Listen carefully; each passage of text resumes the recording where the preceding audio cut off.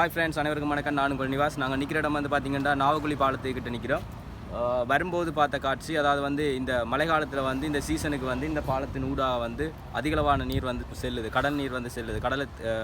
கடலை நோக்கி வந்து இந்த நீர் வந்து சென்று கொண்டு இருக்குது. நாவக்குழி பாலத்துக்கு முன்னுக்கு இருக்கக்கூடிய மதகு தான் அந்த மதகு.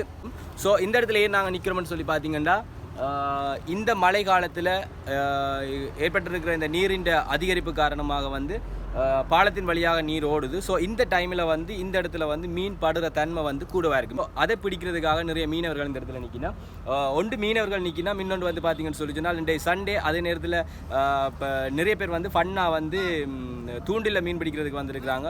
ஸோ ரொம்பவே நல்லா இருக்குது பார்க்குற இந்த காட்சி வந்து நல்லா இருக்குது. இந்த இடத்துல வந்து இந்த காட்சி வந்து நல்லா இருக்குது.